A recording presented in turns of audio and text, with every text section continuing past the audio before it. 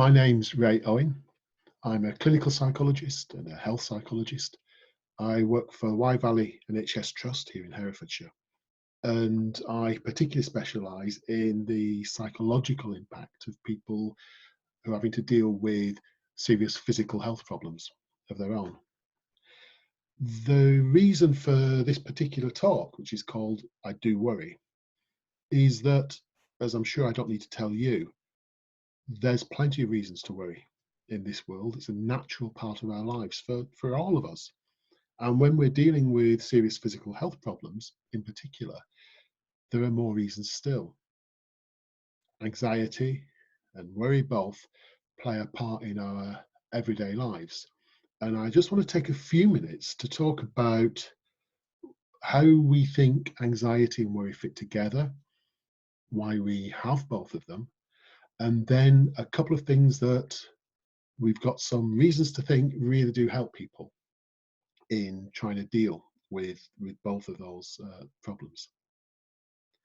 So to turn first to anxiety. Anxiety is one aspect of a whole kind of cluster of emotions called, in a wider way, fear. And they're one of the core human emotions. We're all capable of it, and we'll all show it at different times. In fact, as unpleasant as fear or its cause and anxiety are, they're absolutely essential to us. They're essential to us now, and they certainly have been essential in our history. They form a part of this ancient response inside of all of us called a fight, flight, freeze response. And the easiest way of making sense of that is to think about our caveman, cavewomen ancestors and the kind of lives that they led. And if we think of them being in a situation where in their camp they were suddenly attacked by wolves, then their chances of survival were really in the balance. And for some of them, they reacted in a particular kind of way. They reacted in a way that got their bodies ready to either fight for their lives, flee for their lives, run like anything, or freeze, stay really, really still, but be ready to run or fight at a moment's notice. And those reactions, for some of them, probably made the difference between life and death. And all the stuff that went with them was part of that reaction. A pounding heart to pump blood around to your big muscles to make them ready to run, or to make them ready to fight, sucking in big lungfuls of air to get oxygen into them to power them. Perhaps sweating in order to cool those muscles down to keep them working at peak. But those are just the physical bits. There's also the mental bits of it as well. Being really focused on that threat, being ready to see other bits of danger anywhere and turn to them really quickly with something we often call a startle response. And then a strong urge to get away and stay away from the thing that's causing this kind of threat. We can see why that would be really sensible. And to an extent, if we found ourselves in a position where we were being, say, chased by an angry dog today, those same kinds of reactions would do us good. Part of our difficulty in today's life, of course, is the things that set off fear or anxiety often aren't ones that require fighting, running, or freezing as the absolute best responses. Sometimes there's situations where we have to deal with other people or keep concentrating or just keep going. But these reactions are really deeply buried in all of us because we're all the descendants of the folks who had that reaction, because all the rest got eaten. So we don't get not to have fear. And it does bring us a kind of energy and alertness when we need it. If we think of worry now, well, here's one of the ways in which humans are kind of different to other animals. Lots of animals have that kind of fear response.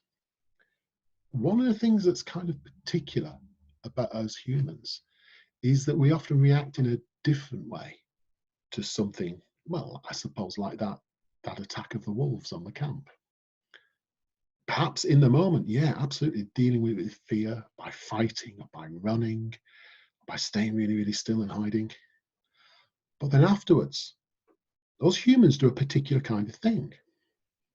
we'd probably be sitting around for hours or days afterwards, talking with our colleagues and saying, "Did you see what happened? Wasn't that terrible? God, that was awful. Where did they come from? What can we do next time? Can we dig a bigger ditch? Can we put up a wall? Can we go and find out where the wolves are coming from and stop them before they get to us?" That's a really human thing that's called sort of planning ahead.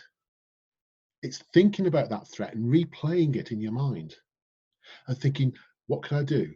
Could I solve it this way? Could we hide there? Could we do this?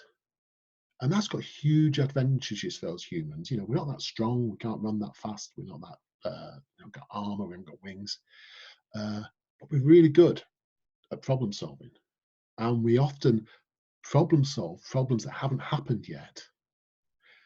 So we'd sit there thinking about the next time we got attacked. And we'd run through all these possibilities in our mind, taking them really seriously, and hopefully come up with a solution. That's the upside. That's one of the things that keeps us safe. The downside of that, of course, is that we can then spend hours and days going over and over these stressful things that have happened in the past and that might happen again in the future. We don't just simply come up with a solution, we're going over and over it. And when we're going over it, we're getting worked up again. So an event that was horrible but lasted just a few minutes now begins to dominate our lives hour after hour, day after day, all the time. And what about situations where there is no solution? It's not as simple as building a bigger wall, going chasing the wolves. What about situations where there is a threat around and there may be some things we can do to help with that threat, but the bottom line is we can't actually solve it. It's there and we've got to live with that threat. That's more the situation we often are dealing with in handling longer term physical health problems. And for that reason, we can get stuck in a particular way. Problem solving minds do their job exactly what they're designed to do. They think ahead, what might happen? What can I do? What can I do? But instead of coming up with a solution and saying, great, let's do that, and we're off, we get stuck there and we tend to go round and round and round the same things, feeling more and more stressed till that additional stress becomes a part of the problem. All of you who are dealing with, well, everyday life will recognize this to an extent. Those of you who are dealing with serious physical health problems, long-term ones, will know that particularly. And as I sit here recording this in March 2020 with coronavirus very much around, we're all at this moment dealing with a threat that's around that, yes, there are things we can do and important things we can do, but there's no mental solution that switches it all off and takes the threat away. There's no simple fix for us at the moment. And that's true of life in general. So if that's the case, that there's no simple way that we can fix this and therefore get rid of the anxiety, get rid of the worry, the thinking ahead and problem solving ahead, then what is it that we can do that might make things more bearable for us day to day? Well, fortunately, there's a whole variety of things we can do. I just want to talk about a couple of them today. So one of the things that we can do is something called dropping anchor. Okay, so what do I mean by dropping anchor? This is a kind of technique lots of people have used. I'm using a version of it from a psychologist from Australia, well, a GP and psychologist called Dr. Russ Harris. Well worth looking up on the internet, on video sharing sites. A lot of interesting stuff he's done. And he talks about when the waters get choppy, we get stressed, we get worried. One of the things we can do is try and drop anchor for a moment. How can we do that? Well, the first stage is noticing, particularly noticing what's going on inside of you. So that involves things like naming your thoughts and feelings. When you realize, hang on, I'm getting really stressed here, the first thing you can do is, okay, so what is it I'm worrying about? I'm worrying about this might happen with my health. This might happen to my family. That's the thoughts. And what about the feelings? I've got this tightness in my stomach. I've got this tension across my shoulder. Just naming them is the first stage. And then just let them be there. Now that sounds like an odd thing to suggest. Who wouldn't want to get rid of them? But for reasons we're going to come back to, sometimes the more we try and get rid of them, the stronger they get. So as part of this dropping anchor, one of the things we can do is say, okay, difficult thoughts are here, difficult feelings are here. Just for now, I'm just going to let them be. And then, well, then connect to your body. So feel the ground underneath your feet, maybe even push your feet into the ground a little bit. Notice the sensation of clothes against your skin. Notice your breath going in and out. Not suggesting you try and change it, slow it, deepen it, any of that stuff. Just notice it. Notice the feeling that's there. So that's connecting you to your body. So rather than just being in your head, your thoughts and your feelings, now we're coming into our bodies. And then the third stage is we begin to engage with the outside world again. What do I mean by that? First, notice what you can see and hear around you. Okay, so I can notice that light fitting. I can notice the edge of that door. So I'm connecting back to the outside world. What can I hear? I can hear some traffic in the distance. So rather than being lost in my head, now I'm reconnecting to the here and now. So rather than my mind just being stuck in the future and the past, it's coming back into the here and now. And then I turn towards doing one small thing that matters to me. Might be look out of the window to see if there are any birds in the garden. It might be tidy up a little to make my living space nicer. It might be prepare a cup of tea for somebody. Do one small thing that matters, or pivot towards something you can do, small but important to you, rather again than getting lost inside all of that stuff in the past and in the future and things you can't do. So that's what we mean by dropping anchor. It's a good one to try and practice, actually, and then try and use it regularly, but particularly when you find yourself getting worked up and stressed. I just for a moment want to go back to that business of not trying to get rid of difficult thoughts and feelings. And I know that seems an unusual thing to suggest, but we've got a good reason for suggesting it. Because sometimes the more you try and get rid of difficult thoughts and feelings, actually the stronger they get. It's almost like if you've ever been in a swimming pool and tried to push a beach ball underwater, one of the things you'll notice is the more you push it under, the more it pushes back. The more you push those thoughts and feelings down, the more they push up. And actually, they can make them stronger, more powerful. And even if you do manage to keep them under, you've got to really concentrate on keeping them under. Keeping those thoughts, keeping those feelings at bay. And you miss out on stuff around you. And then when you stop trying, bang, up they come again. Particularly at times like late at night when everything goes quiet. Our alternative then is not to like them or want them. Who would want them? But rather to try and accept that they're there. Let them be there. So that by letting them be there, we kind of give up fighting with them. We free up our hands in order to be able to do something that matters to us, even with these unpleasant and unwanted thoughts and feelings being present. So that's the reason why these techniques are not about getting rid of this stuff. It's more like willing to make room for them while we try and get on with something more important. So I've told you about that first technique that we call dropping anchor. I just want to tell you about one more technique that can really help with worry. And it's something that we call worry time. Okay, so what's that about? I know you must have experienced this. We all have. If you're worrying about something and you try and tell yourself, don't worry about it, don't worry about it, it doesn't work. Basically, your brain doesn't want you to let go of something that it thinks is really important. It'll keep pestering away and say, no, you can't forget this. You mustn't forget this. You can't dismiss it. And that particularly is why if you've been busy during the day, it'll often push in at night when it all goes quiet. It's like your brain says, right, you're mine now. all that stuff I wanted you to think about, you're going to think about it now.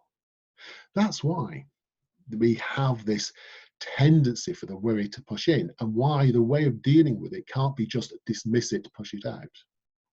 Here's a different way that works, or works for many people at least. For 15 or 20 minutes each day, I'm going to suggest that you have worry time. And worry time, which is a particular time of day, you choose when it is, but same time every day preferably, you're going to sit down and you're going to take your worries really seriously. Okay, you're going to think your way through a list of your current worries. Each one of them in writing in front of you, you're going to write down. And the first one is, what if that symptom comes back? Right, that symptom I had trouble controlling, what if it comes back, right? So you write it down, you look at it, you take it seriously, and you always ask the same question. Can I do something about this right now? If I can, great, what's the plan? How am I going to do that? Get on with it. If you can't, and often you won't be able to, then we don't dismiss it. We simply say, maybe tomorrow. Maybe when I come back to this at tomorrow's worry time, maybe there will be a new piece of information, a new idea. So what you're doing there is you're kind of reassuring your brain that you're not dismissing it, you're not forgetting it. But if you can't do anything about it today, you're letting go of it for today, and you'll come back to it tomorrow. And then at the end of that 20 minutes, you've worked through that list. At the end, you return to the here and now. You might want to do that drop-in anchor exercise, actually, as a way of finishing it. You come back to the here and now, and you do some things that matter, some small things that matter to you, in order to move out of your head and back into your outside world. Now, what will happen is worries will push back in again, right? Bound to. Every time a worry pushes in, our response is, this can wait. This can wait until tomorrow's worry time, unless it is a new and urgent threat. Obviously, if it's a fire alarm you're wondering about, of course you react to it now. But other than that, it can wait till tomorrow's worry time. If it's a new worry, then what I suggest is you actually write it down. Even in the middle of the night, write it down, then you can make sure you come back to it on tomorrow's worry time list.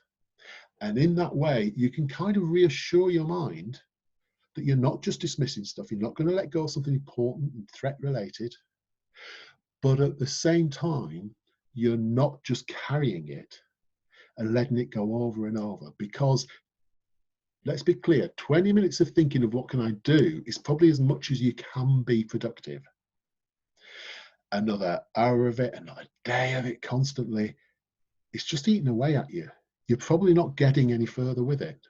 This isn't simply a way of getting rid of worries. This is a way of dealing effectively with what your mind's trying to do. And that is remind you of important stuff, particularly threat-related stuff, and put you in a position where you can judge, is there something I can do? In which case, let's do it. And if not, let's get on with stuff that matters. Even though I'm going to have to carry some worry and some anxiety around with me, at least then I can get back to what matters and get on with living for today, rather than my mind just being stuck in bad stuff that might happen in the future and bad stuff that might have happened in the past, because today's the day we've got for living in. So I hope those two suggestions are of some use to you, as well as the broader conversation about why it's completely natural to have fear and completely natural to experience worry. The important thing about it is making sure that they don't take over our lives and get in the way of the stuff that really matters. Thanks very much for listening.